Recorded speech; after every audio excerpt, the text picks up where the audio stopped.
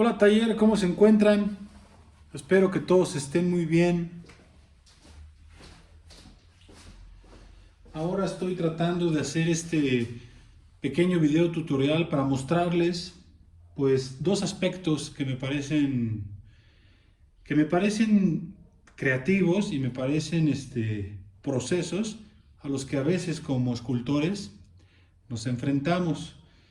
Y ahora en específico pues voy a hablar sobre las técnicas mixtas y cómo es que, que aparecen o cómo es que en mi caso y supongo que en el caso de algunos pues a veces recurrimos a otro tipo de lenguajes para, para crear una pieza, ¿no? Como sabemos, la escultura tiene un montón de, de formas de ser. Está la piedra, el bronce, la resina, el metal, el acero, la madera, en fin. Pero también están las técnicas mixtas. Y las técnicas mixtas es lo que quiero compartirles hoy.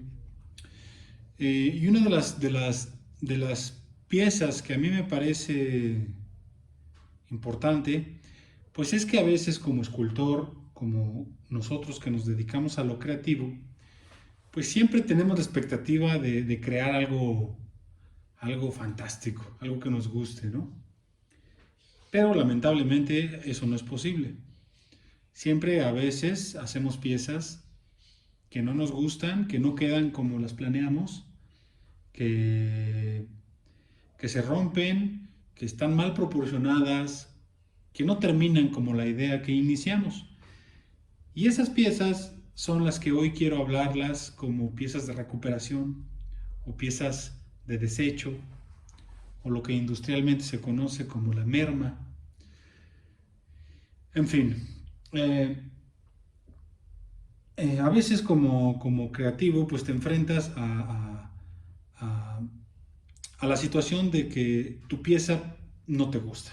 Y ahí es donde entra esta técnica y por eso estoy grabando esta pieza porque yo tuve un proceso con ella que me duró prácticamente tal vez un año, tal vez 2 años, donde la pieza constantemente tuvo cambios. Y es lo que hoy quiero compartirles.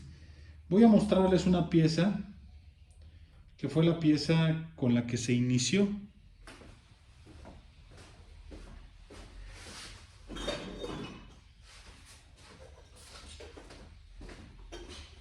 El primer proyecto con el que se inició este personaje que vemos aquí, ese rostro, este modelado fue hecho en cerámica.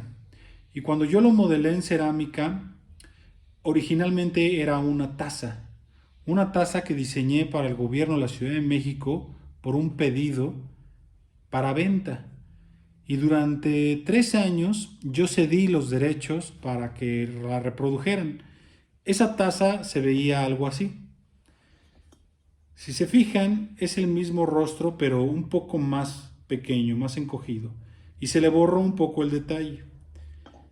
Esta taza consistía en ser una cerámica, pues no tan tradicional, más hacia lo escultórico. Y ese era el chiste de haber diseñado a este personaje. Pero con el tiempo yo lo que me parecía curioso es que a mí el rostro me gustaba. Así que decapité la taza y le construí un cuerpo. Pero para mi sorpresa, el cuerpo que le hice tampoco me gustó. Así que la tuve por ahí abandonada y pintada con acrílico un tiempo. Y hasta el día de hoy, hasta ahora, la retomé. Miren lo que hice con ella. Coloqué algunos pedazos de tela y fabriqué una mano con epóxica nueva, porque esta mano está más proporcionada que la mano original que tenía. Y al colocar este tipo de telas, pues ya se convierte en una técnica mixta. ¿Por qué? Porque ya tenemos un elemento extra, o dos, hasta tres elementos extra, que ya no son propiamente la cerámica.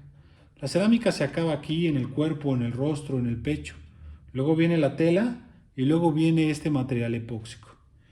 Y es un poco lo que quiero mostrarles hoy, esta forma de trabajar mixta, pero quiero ver si lo puedo lograr hacer en vivo, así que les pido un poquito de paciencia. Lo que voy a explicarles ahorita es, aprovechando la técnica, pues es la proporción que ya habíamos hablado con anterioridad entre la epóxica y la plastilina.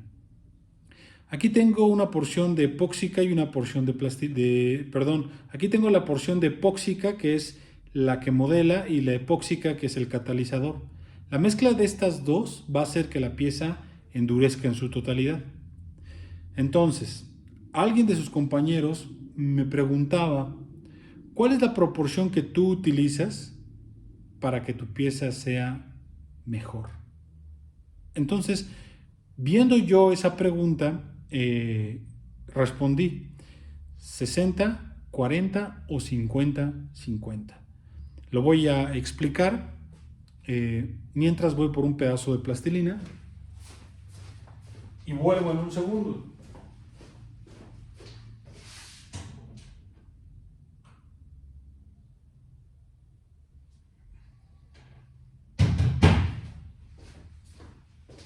Listo. Cuando yo me refiero al 60-40, quiere decir 60% plastilina, 40% epóxico. Ahí estoy ganando plasticidad, porque el 60% es la plastilina. Pero si lo que quiero es ganar dureza, pues entonces subo el porcentaje de la epóxica. En otras palabras, mientras más plastilina, será menos resistente, mientras más epóxica, será más resistente. Entonces, la manera de proporcionar es mezclar estas. Primero voy a hacer una unidad de estas dos. Esta va a ser mi unidad. Y luego voy a hacer otra, pero en proporción con la plastilina. Yo lo que hago es hacer pequeñas canicas y entonces medirlas. Que se parezcan un poco, que tengan esa similitud. Aquí tal vez le voy a quitar un poquito a la plastilina y voy a empezar a mezclarlas. Ahorita las tres están sin mezclar. Lo que hago es hacer un pequeño churro y luego lo doblo. De este modo voy mezclando de manera homogénea toda la epóxica. Es muy importante que ustedes vean que mi plastilina es muy blandita. ¿Por qué? Porque yo ya la había dejado en el horno un rato y el calor de mi plastilina facilita que pueda yo revolver las epóxicas. Fíjense cómo se hace esta versión como de marmoleado. Quiere decir que la mezcla apenas se está dando. Esto en la cerámica se llama ágata. Es una especie de ágata pero en frío. Entonces, ahorita lo que voy a hacer es conseguir un color homogéneo que al final se va a ver como esta mano. Aquí si se dan cuenta, esta mano ya es dura, entonces ese material me permite modelar sin pasar por horno.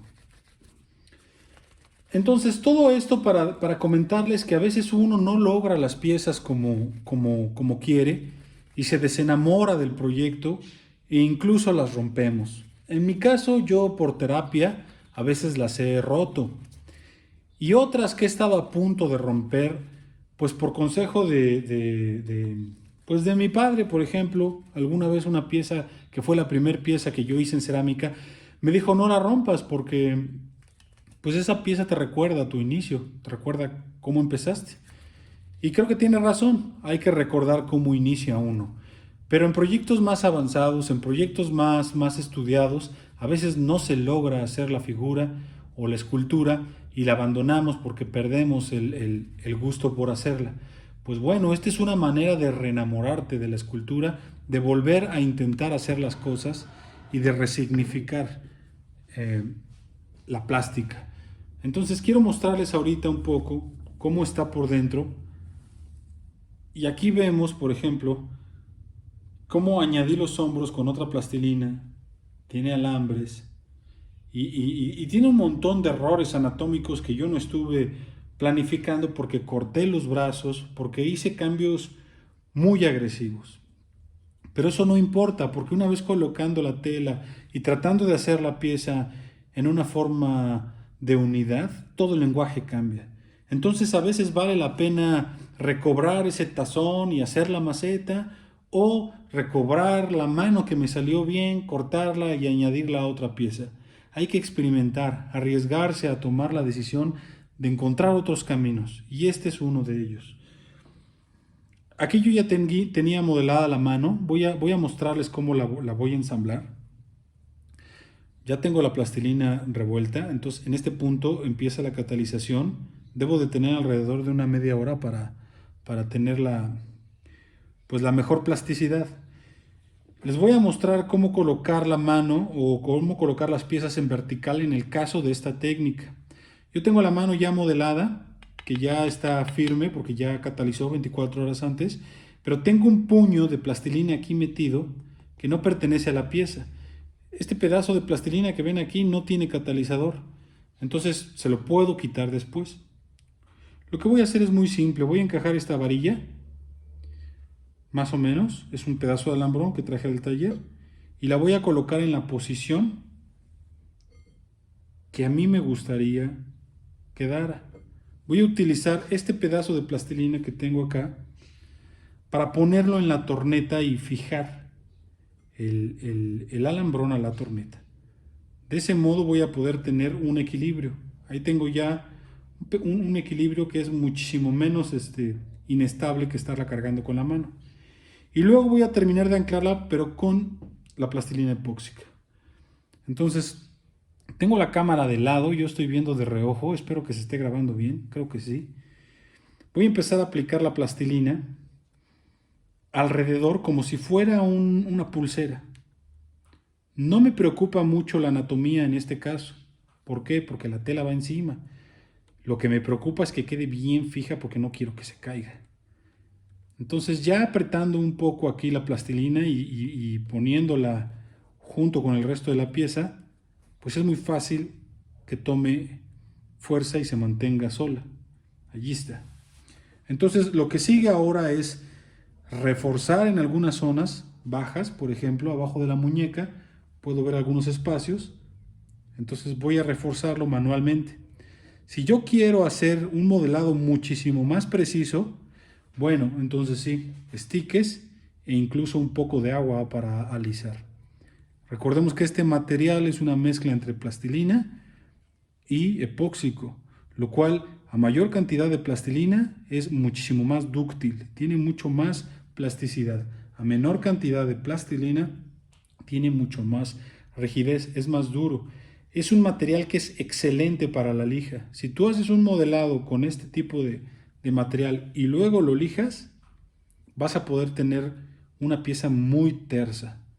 Entonces, la escultura puede ser tan diversa tanto en formas como en materiales. Hay que experimentar un poco, ¿no? Atreverse a hacer otras cosas y ver qué sucede. ¿Qué pasaría si yo mezclo un poco de plastilina epóxica con polvo gris de cerámica? No lo sé. Habría que hacer una prueba, ¿no? En fin, una parte de este tutorial es que vieran cómo se hace, cómo se incorpora el material, y otra contarles pues lo que significa tratar de volver a rescatar una pieza, no importa cuántas veces lo intentes, no importa cuántas veces te frustres, lo importante es seguir trabajando, ¿no?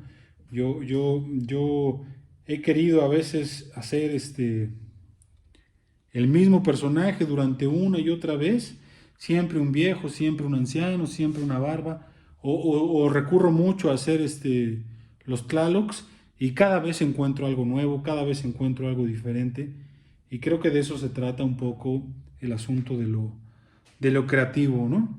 Entonces no olviden que hay más materiales. Parte de lo que les he mostrado en los tutoriales pues involucra el cartón, involucra la resina, involucra los acrílicos, el alambre. Entonces traten de hacer mezclas, de imaginar cosas que no pensaríamos que fueran posibles, como mezclas entre madera y alambre, o resina y tela, qué sé yo. Hay muchísimo material. Bueno, pues hasta aquí este pequeño tutorial. Espero que les sea útil, sobre todo la parte de no casarse con las piezas, sino de intentar hacer algo nuevo con las piezas que no nos gustan. Siempre es muy terapéutico agarrar el martillo y destrozarlas, así literalmente, porque te obligas a renovarte, te obligas a entender una nueva visión. Hay que borrar los cuadros, hay que redibujar, hay que recomponer, porque de ese modo nos forzamos a que nuestra parte creativa esté más involucrada y se force más a crear nuevas ideas. Si siempre estamos copiando ideas, si siempre estamos haciendo refritos, si siempre estamos buscando el mismo camino, evidentemente vamos a obtener el mismo resultado. Si queremos resultados distintos, hay que arriesgar. Y esta es una manera en la que se puede arriesgar, pero también es divertida. No tiene por qué ser sufrida. Hay que abandonar los viejos hábitos y entrarle a lo nuevo, experimentar, ¿no? Entonces, bueno, pues aquí les dejo este video para que lo tomen ustedes a consideración. Y por supuesto, espero que estén trabajando en casa con lo que tengan. Un gran abrazo. Bye.